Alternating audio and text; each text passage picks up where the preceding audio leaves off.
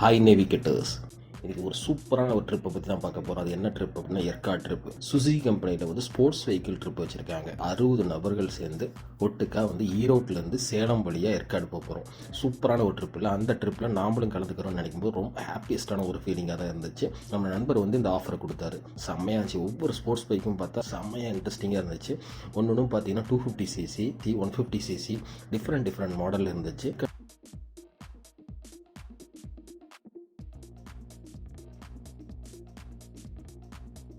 வந்து மேங்கோ ஹில்ஸ்னு சொல்லிட்டு ஒரு ரிசார்ட்ஸ் ஒன்று ரிப்போர்ட் பண்ணியிருந்தாங்க. அதில் வந்து நிறைய ஈவெண்ட்ஸ்லாம் ரெடி பண்ணியிருந்தாங்க. சூப்பர் ஈவெண்ட்லாம் நடந்துச்சு. ஒவ்வொரு பைக்ஸும் 1 by 1 ஈவெண்ட்டில் வந்து பார்த்திங்கன்னா உள்ளார என்டர் ஆகும்போது செம்ம எக்ஸைட்மெண்ட்டாக இருந்ததுன்னு கூட சொல்லலாம். ஒரு நல்ல எக்ஸ்பெரிமெண்டலான ஒரு ட்ரிப்புன்னு கூட சொல்லலாம். பாருங்கள், லைனாக 1 by 1 வந்துக்கிட்டே இருக்குது ஒவ்வொரு பைக்கும். கிட்டத்தட்ட 60 நபர்கள் பார்த்திங்கன்னா இந்த ட்ரிப்பில் வந்து கலந்துக்கிட்டாங்க. ஒவ்வொருத்தரும் பார்த்திங்கன்னா இண்டிவிஜுவலாக வந்து பைக் கொண்டு வந்திருக்காங்க. அவங்க ஃப்ரெண்ட்ஸுங்களையும் கூட்டிகிட்டு வந்திருந்தாங்க.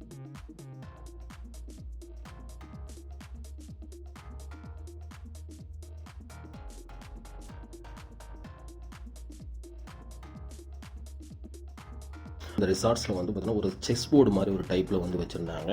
அதை வச்சு ஒரு கேம் வந்து ப்ளே பண்ணாங்க. அங்கே வந்து பார்த்திங்கன்னா ரெஸ்ட் எடுக்கிறதுக்கு ஒரு ரூம்ஸ், அது இல்லாமல் பார்த்திங்கன்னா ஒரு டாப்லேருந்து மேலே இருந்து கீழே வியூ பார்த்தா அப்படி ஏற்காடு வந்து செம பிரமிப்பாக இருக்கும். சூப்பராக இருக்குன்னு கூட சொல்லலாம்.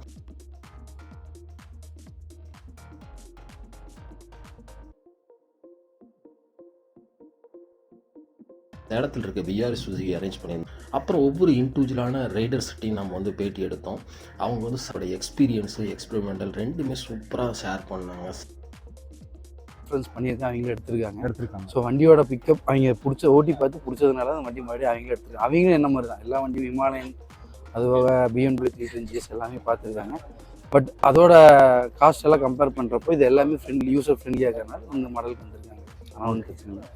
நான் இந்த வண்டி எடுக்கிறதுக்கு முன்னாடி ஆக்சுவலாக நான் 3 இயர்ஸாக வந்து சர்ச் பண்ணிருந்தேன் வண்டி வாங்கலாம்னு சொல்லிட்டு. வண்டி வாங்கலாம் சொல்லி சர்ச் பண்ணிட்டு இருக்கும்போது என்னோட சீனியர்ஸ், என் கொலீக்ஸ்லாம் வந்து வச்சுருந்தாங்க, நிறைய வண்டி வச்சுருந்தாங்க. ஸோ எல்லா வண்டியும் நான் ட்ரை பண்ணி பார்த்தேன். ஸோ நான் கடைசியாக ட்ரை பண்ணது வந்து என்னென்னா R15ம் ஸோ ஜிக்ஸர் ரெண்டும் நான் ட்ரை பண்ணேன். ஸோ 2 ஆப்ஷன் இருந்துச்சு, ரெண்டுமே என் சீனியர்ஸ் இருந்துச்சு, நான் ரெண்டுமே ட்ரை பண்ணேன். ஸோ எனக்கு R15 வந்து பார்த்தீங்கன்னா எனக்கு வந்து ரைடிங் பொசிஷன் அதெல்லாம் கம்ஃபர்டபுளாக இல்லை. ஸோ எனக்கு வந்து பேக் பெயின் வந்துச்சு, ப்ளஸ் ஷோல்டர் பெயினும் வந்துச்சு. ஸோ எனக்கு ஜிக்ஸரை பொறுத்தவரை அந்த கம்ஃபர்ட் இருந்துச்சு எனக்கு.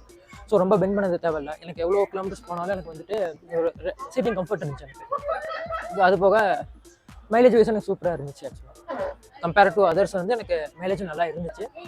ஸோ நான் அந்தளவுக்கு வேகமாகவும் போகிறதில்லை. எனக்கு வந்து இந்த ஸ்பீட் எனக்கு ஓகே தான். ஸோ அதனால் நான் காஸ்ட் வைஸும் நான் கம்பேர் பண்ணி பார்த்தபோது எனக்கு ஃபுல்லி ஃபேர்டு இல்லை, இந்த பட்ஜெட் ஃபேரில் இதுதான் ஃபஸ்ட்டு ரீசனபிளாக இருந்தது. ஓகே நேவிகேட்டர்ஸ், கண்டிப்பாக அடுத்து ஒரு சூப்பரான ஒரு ஈவெண்ட்டில் கண்டிப்பாக உங்களை மீட் பண்ணுறேன். செம்ம இன்ட்ரெஸ்டிங்கான சப்ஜெக்ட் உங்க கூட ஷேர் பண்ணுறேன். நீங்கள் ரைடர்ஸ்னு ஃபீல் பண்ணிங்கன்னா டெஃபினட்டாக உங்களுடைய கமெண்ட்ஸ்களையும் தெரிவிங்க. ஓகே நேவிகேட்டர், பார்க்கலாம். பாய்.